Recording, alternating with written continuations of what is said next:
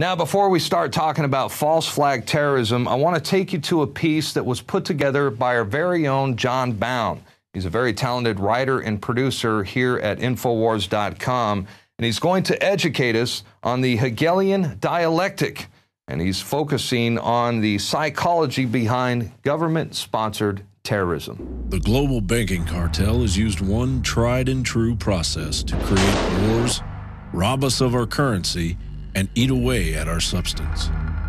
This process of control over the masses is called the Hegelian Dialectic. So what is it, and how is it being used today?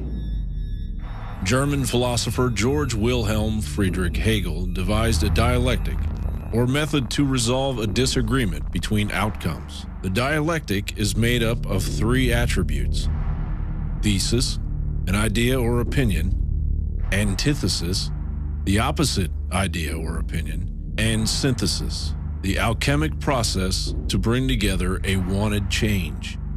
It is commonly referred to as order out of chaos, and is waged against the masses in many forms.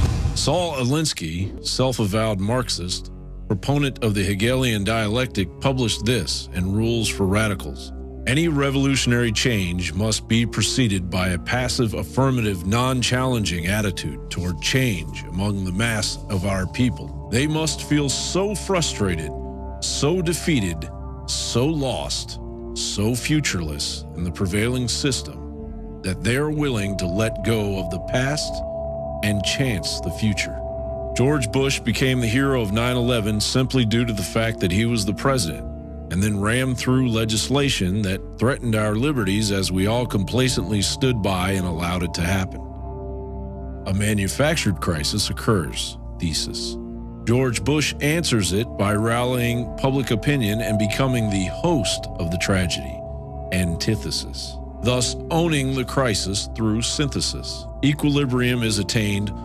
All of the once separate parts of the plan are joined together. In this example, the Patriot Act acting as the equilibrium on the desired road to tyrannical fascism in America. They're too good at what they're doing. They create the crisis on record. They sell the fraud. Then they say, give us more power. Give up your sovereignty, Europe, America, and we'll fix it. But then it only implodes faster. They make bigger bonuses, but they're destroying their own golden goose. They're hacking it open greedily.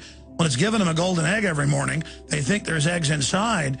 I think the point you made of because they're on record creating this to consolidate power, they've bragged about it. Those memos have been made public by Goldman Sachs and others. But they're going to fry things so badly, the bankers are all running to private islands with their own security teams. I mean, like they want to rule everything so much and have just so many digits in their bank accounts that they're going to devalue the value of the digits through their sheer greed. That is a possibility. And if you look at the Hegelian dialectic, if that crisis at the beginning spins out of control, they lose the tail end of the dialectic, don't they? There will be no synthesis at the end. They'll be lucky if they survive.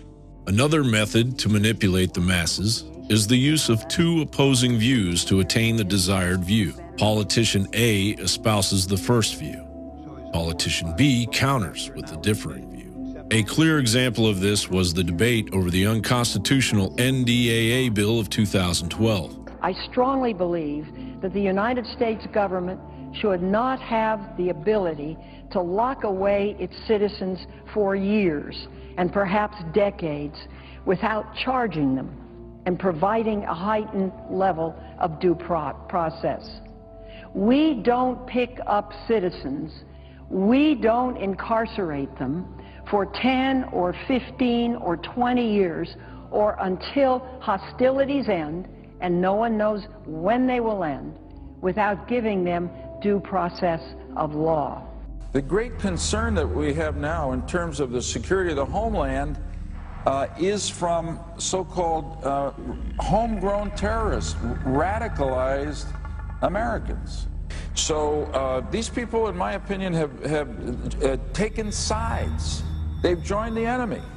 And to have this body at this time, as the threat of homegrown terrorism rises, say no, they can't be treated as enemy combatants, is not only doesn't make sense, and is totally unresponsive to the facts that I've just described.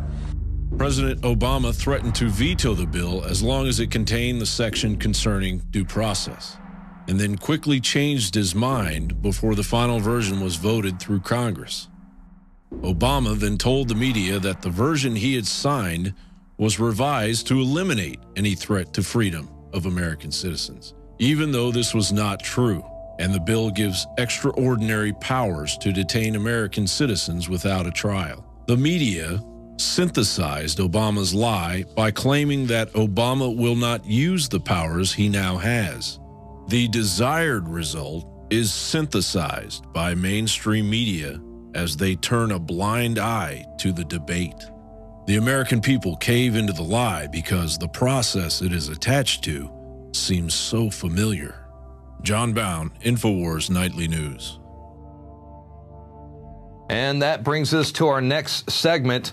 There are literally hundreds of examples throughout history of government-sponsored terrorism, known as false flag operations. And chances are that the United States and Israel plan on orchestrating such an event to be blamed on Iran as a pretext for war. It is a fact that virtually every single war since the Spanish-American War of 1898 has included the use of a false flag operation as an excuse to enter into conflict. But unfortunately, the lies have been covered after the fact, too late to prevent mass death and destruction. In 1953, the CIA and British intelligence staged terror attacks to overthrow the democratically elected leader of Iran, Mohammad Mossadegh. Mossadegh had nationalized Iran's oil fields and denied British Petroleum a monopoly. U.S. and British intelligence operatives launched a successful coup d'etat and overthrew the Iranian government, replacing the regime with a ruthless dictatorship while seizing control of Iran's oil supply. 1964. U.S. warships were apparently attacked by North Vietnamese PT boats, an incident that kicked off the U.S. involvement in the Vietnam War. The attack was a staged event that never actually took place. What followed was an excuse by President Lyndon Johnson to dramatically expand the scale of the Vietnam War, ultimately at the cost of 3 or 4 million dead Vietnamese and 58,000 Americans. June 8, 1967, the USS Liberty, an American naval vessel sailing off the coast of Gaza, was suddenly and deliberately attacked by naval and air forces of Israel. The well-coordinated attack, which lasted for hours, resulted in the deaths of 34 crewmen, 170 injured, and catastrophic damage to the ship, one of the most highly decorated vessels in U.S. history. Egypt was to be blamed for the attack, to serve as a pretext to drag the U.S. and her allies into war in the Middle East. If not for the heroic efforts of the ship's captain and his brave crew, the Liberty would have faced almost certain destruction. The truth about Israel's attack and subsequent White House cover-up continues to be officially concealed from the American people to this day. Now, in recent weeks, we have seen a massive buildup in the Persian Gulf by both the United States and Britain. Meanwhile, U.S. and Israeli intelligence sources are officially warning of domestic terror attacks inside the U.S. and Israel. And if a conflict is to ignite in the Persian Gulf, it is highly likely that the U.S. or Israel will use a false flag operation to kick things off. And that brings us to our quote of the day. Ask yourself, would a government that has lied us into 2 wars and is working to lie us into an attack on Iran shrink from staging terrorist attacks in order to remove opposition to its agenda? And that was by Paul Craig Roberts, the former Secretary to the Treasury in the Reagan administration, also known as the father of Reaganomics and a frequent guest on our show. I actually think he was referring to the Bush administration when he made that statement, but I'm sure Craig Roberts wouldn't put it past the Obama administration to carry out a false flag terror attack as well. But, you know, I mean, they're both run by the same offshore banking cartels and the military-industrial complex. Meet the new boss, same as the old boss.